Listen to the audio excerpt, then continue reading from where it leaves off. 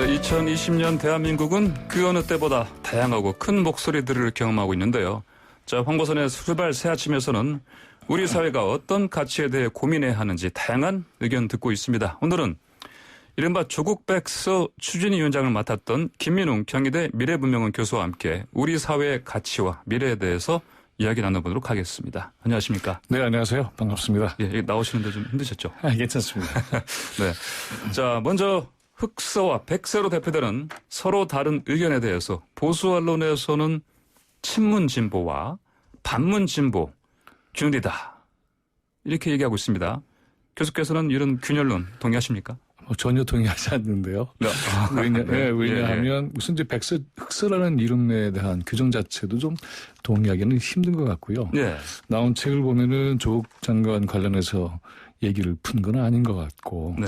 이거는 철저하게 백서라고 하는 형태를 가지고 있으니까 성격 자체는 대단히 다르고, 네. 그다음에 뿐만이 아니라 이제 저희들은 이렇게 생각을 하죠. 민주주의의 진화라고 하는 것은 시민들의 각성과 그 시민들의 동력이 얼만큼 우리 사회를 변화시키는 것인가, 이게 대단히 중요하죠. 네. 지식인이나 언론인이나 또는 각계각층 여러 가지 영향력 있는 분들의 역할도 대단히 중요하지만, 그러나 보통의 시민들이 자기 목소리를 내고 그것이 한 사회의 방향을 설정해 나가는 이런 과정, 네. 이것이 진보의 가장 중요한 가치다. 그리고는 그 안에서 우리 사회가 겪고 있는 불평등의 문제라든가 어떤 정치적인 적폐의 문제라든가 또는 부패의 문제라든가 뿐만이 아니라 최근 우리가 경험하고 있는 한반도에서의 평화 문제를 어떤 방식으로 해결할 것인가, 그리고 이것은 단순히 남과 북의 문제만이 아니라 세계 정세 전체와 엮여 있기 때문에 그것까지 바라보는 세계 시민적 추진까지 생각이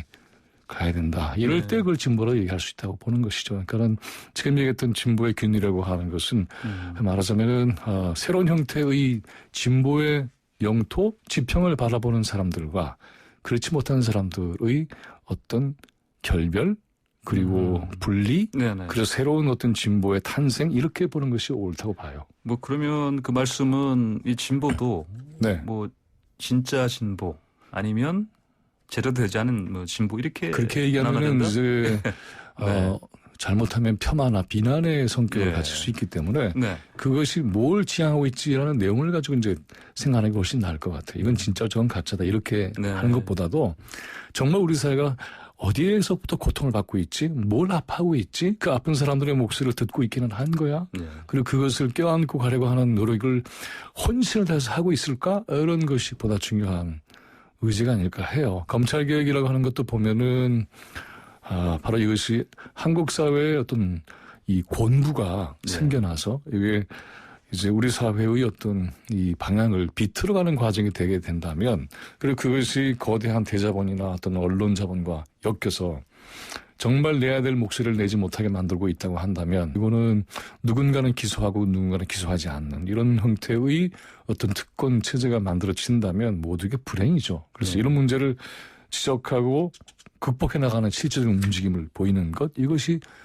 진보 정치가 가야 될 길이 아닌가, 이렇게 생각을 하게 되네요. 네, 그렇습니다. 자, 광화문에서 촛불 물결 이후 탄생한 정권입니다. 지금 정권이. 근데 쓴소리 좀 많습니다. 뭐 보수 진영에서 뭐 당연히 어떻게 보면 뭐 예고된 부분도 있지만, 이제 아까 말씀하신 것처럼 진보 진영 내부에서도 그런 소리 나오고 있습니다. 이유가 뭐라고 보십니까? 그 너무 당연한 거죠. 이제 권력에 대한 비판이라고 하는 것은 대단히 자연스러운 그러한 현실, 현상이라고 할 수가 있고, 또 우리가 하나 이제 중요하게 짚어야 될 부분이 있습니다. 뭐냐 하면, 문재인 정권의 탄생은 방금 얘기하셨던 것처럼, 촛불 광장에서의 혁명적인 기세를 통해서 과거의 세력 또는 적폐적 구조가 파탄이 나면서 등장한 정권이에요. 그런데 우리가 지금 봐야 될 것은 뭐냐 하면은 정권, 그리고 정부가 세워졌고, 그다음에 의회 구조도 바뀌었죠.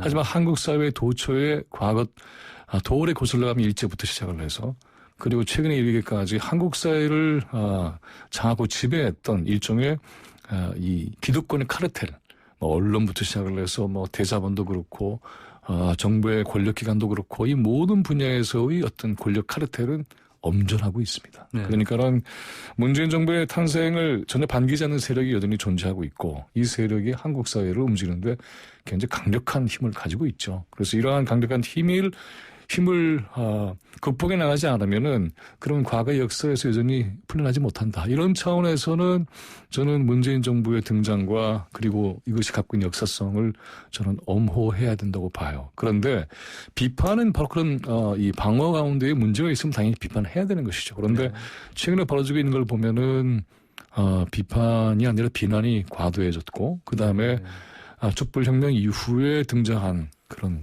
정부의 진로에 대해서 정확하게 얘기하고 있지 않다고 저는 봐요. 말하자면은 어떤 정부든 잘못도 있고 비판받을 대목도 있지만 이 비판이 말하자면 이때까지 자신들의 특권을 유지했던 세력을 도리어 지켜내기 위한 비판이라고 한다면 그것은 받아들일 수가 없습니다. 네, 수구적인 비판 이렇게 볼 수 있겠습니다. 그러니까 그 세력을 옹호하는 방식으로 비판이 되는 것은 곤란하죠. 왜냐하면 이것은 굉장히 중요한 정치적인 또 민주화 역사에서 매우 중요한 진전이 된 일종의 정치적 거점이고 시민들이 바라볼 수 있는 매우 중요한 어떤 형태의 본거지라고 할 수가 있어요. 이것이 흔들리게 되면은 그 안에 담겨져 있는 여러 가지 민주주의에 대한 지향점 이런 것들이 훼손되겠죠. 그래서 이것은 지켜내고 그런 가운데에서 도리어 진보 진영에서의 비판이 제대로 돼야 된다고 한다면 왜 이렇게 속도를 내고 적폐 구조를 분쇄해 나가지 못할까? 좀 더 역동성 있게 문제를 풀어야 되잖아. 이런 비판은 저는 가능하다고 봐요.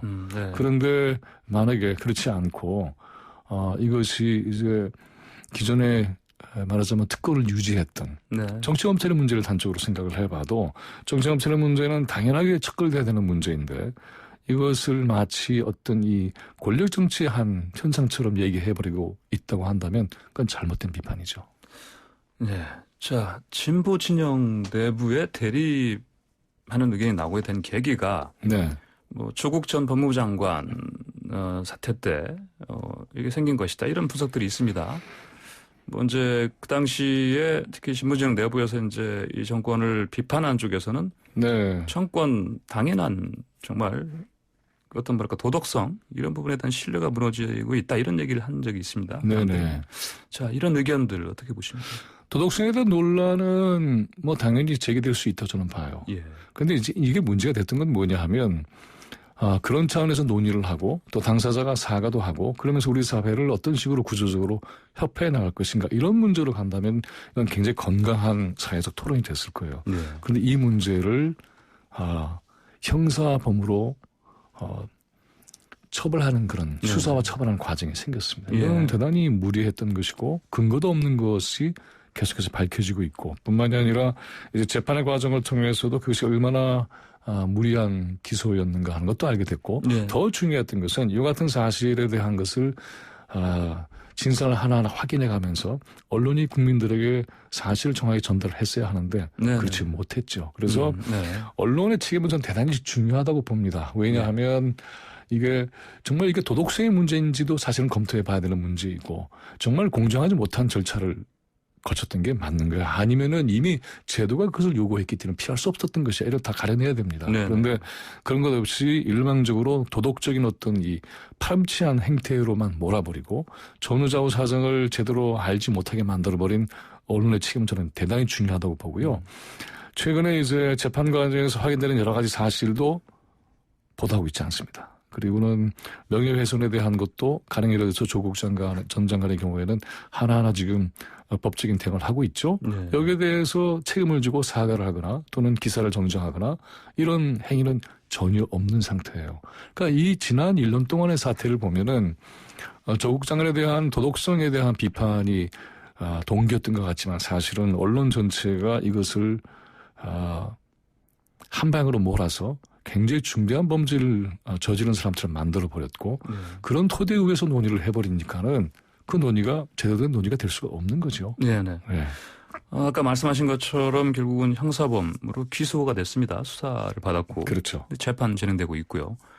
근데 재판 결과도 봐야 되지 않겠습니까? 그런데. 그렇죠. 근데 보면은 지금 재판 결과는 최종적으로 나오겠죠. 근데 중간 과정에서 보면은 이미 많은 것들이 무혐의 처리가 되고 있는 거잖아요. 그래서 조 장관 동생의 경우도 6가지 혐의에서 1가지 혐의로 이렇게 됐지만은 그 5가지의 경우에서는 언론이 엄청나게 비난을 쏟아냈지만 사실은 근거가 없는 걸로 판명이 됐고, 그다음에 정경심 교수의 경우에 있어서는 상대를 소환해 조사하지도 않은 상태로 공소시효가 다가왔기 때문에 할 수 없이 기소했다고 하지만 사실 그것도 진실이 아니었고 공소시효는 남아 있었던 것이고, 그리고는 이제 기소 이후에 수사에서 확보한 물증들은 증거 능력이 없는 것은 뭐 대법원의 판결에서 나온 것인데 그런 형태로 몰아갔고, 그리고는 표창장애 문제의 경우에 있어서 보면은 지금 현재 검찰의 어떤 입증 과정이 하나하나 무너져 있는 상태이기 때문에 이것을 언론이 제대로 보도를 해야 하는데 보도하고 있지 않아요. 그리고 하루의 공판에 있어서도 보면은 하루 종일 공판이 일어나고 있다고 한다면은 전반부의 검사의 질문과 후반부의 변호인들의 반론이 균형 있게 소개가 돼서 아, 이런 사태였구나. 전후 좌우의 사정은 이런 것이었네를 알게 하는 노력이 매우 소중한데 그렇지 않은 거죠. 네. 저는 이러한 언론에 이와 같은 일방적인 그런 또 검찰발의 뉴스를 만들어낸 사태는 대단히 위험하다고 봅니다. 우리 사회를 위해서. 어떤 한 진실을 규명할 때에 언론이 그런 진실의 규명을 위해서 치열하게 노력해야 하는데 그렇지 않다고 한다면 우리 사회가 어떤 사태를 정확하게 바라보는 데 있어서 눈을 잃게 돼버리는 것이죠. 네.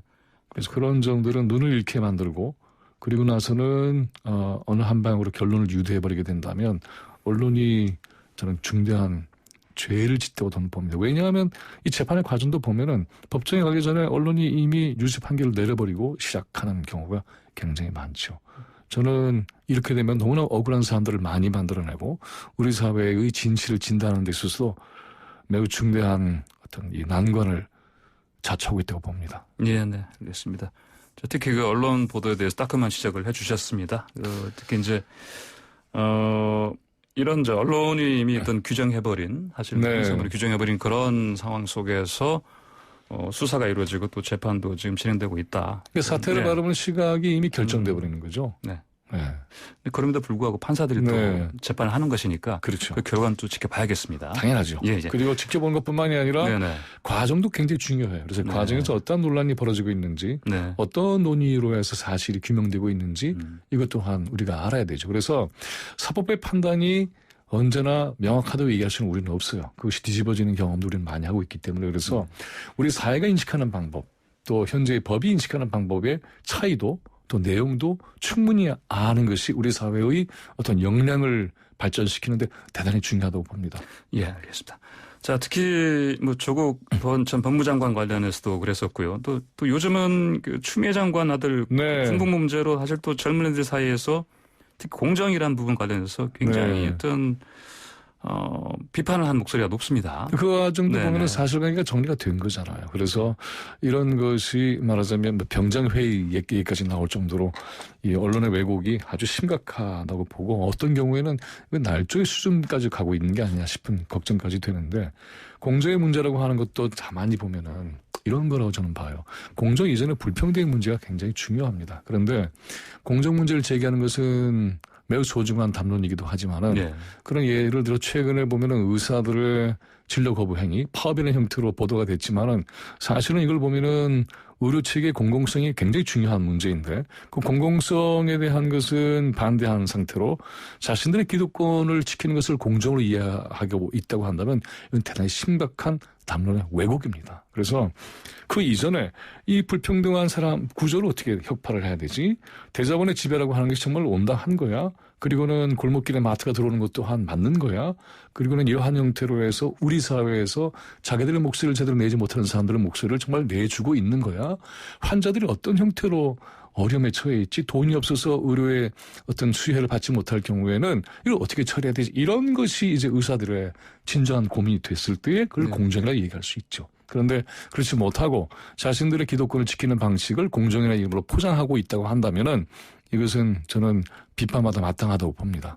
젊은 의사들, 특히 전공의들 최근에 파업벌였었는데. 그러니까 이번에 보면은 이제 그 국가 시험에 대한 문제도 두 번이나 기회를 줬지만은 되지 않았잖아요. 그리고 이번에 이제 받겠다라고 나오긴 했지만은 그것은 일종의 특혜를 요구하는 것과 마찬가지이기 때문에 그런 점에 대해서도 공정에 대한 개념을 제대로 갖고 있을까에 대해서는 저는 자성이 필요하다고 봅니다. 네, 알겠습니다. 자, 다음 문제로요.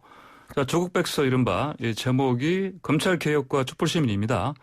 지금 문재인 대통령이 다시 검찰개혁 강조하면서 공수처 설치 강조했는데 이게 지금 사실 아직도 잘 안 되고 있습니다. 이유가 뭐라고 보십니까? 된다고 저는 봅니다. 왜냐하면 공수처 설치라고 하는 국민들이 뭐 압도적인 지지를 하고 있을 뿐만이 아니라 지난 회에 이제 서초동과 여의도에서의 촛불 광장을 통해서 공수처 설치에 대한 강력한 요구가 있었죠. 그리고는 이것은 통과가 됐습니다. 그리고 그 검찰개혁의 취지에 맞게 형사소송법이라든가 검찰청법도 바뀌어졌죠. 그래서 검경 수사권에 대한 것도 조정이 이루어지는데 현재 국민의힘이라고 하는 이름을 바뀐 과거의 미통당 시절에 현재 제1야당은 공수처 설치에 대해서 근본적으로 반대하고 있잖아요. 그렇기 때문에 공약도 공수처 설치에 반대입니다. 그러니까는 공수처 설치라고 하는 것은 법으로 이미 규정되어 있는데 하지 않다고 한다는 것은 반대일 뿐만이 아니라 실제로 입법 행위에 대한 어떤 위배를 하고 있는 셈이죠. 그래서 법이 요구하고 있는 그런 추정 절차가 있잖아요. 그런데 그걸 하고 있지 않습니다. 그러니까는 현재 이제 백혜련 개정법으로 해서 국회가 추천하는 방식으로 바뀌는 과정에 들어가 있죠. 이렇게 되니까는 그동안에 관심을 갖고 있지 않았던 제1야당의 경우에 있어서는 그럼 우리 추천의 기회를 갖겠다 이렇게 나오고 있으니까는 정치적인 조정의 과정과 입법 과정에서 이 문제는 당연히 된다고 봅니다. 네. 뭐 공수처 이 문제는 좀 시간이 약간 걸리더라도 곧 될 것 같다 이렇게 보시죠. 이 공수처가 이제 근데 근본적으로 왜 필요한 겁니까? 왜 그렇게 보십니까? 당연히 이제 대통령까지 포함을 하잖아요. 그래서 한국 사회에서 권력을 가지고 있으면은 그게 특권을 만들어내고 특권을 만들어내면은 범죄를 저질러도 기소의 대상이 되지 못하는 이런 상황을 바꾸지 않으면 그러면은 이 특권과 특권적 범죄 또 권력형 범죄라고 하는 것이 제도적으로 보장되는 거잖아요. 그러니까 이런 제도적으로 보장이 되게 된다고 한다면 그건 당연히 잘못된 거죠. 그런데 이것을 건드릴 수 있는 그러한 국가의 기관이 없게 된다고 한다면 뭐 당연히 안 되는 거 아니에요. 그러니까 공수처를 통해서 그와 같이 권력을 가지고 있는 그러한 사람들 또는 계층이 그 권력을 통해서 범죄를 저지르는 것을 막아내는 것은 당연한 민주정부의 책무라고 봅니다. 네, 알겠습니다. 오늘 직접 나와주셨는데 시간 제한 때문에 말씀 여기까지 드려야겠습니다. 고맙습니다. 네, 감사합니다. 자, 지금까지 김민웅 경희대 미래분명원 교수와 함께했습니다.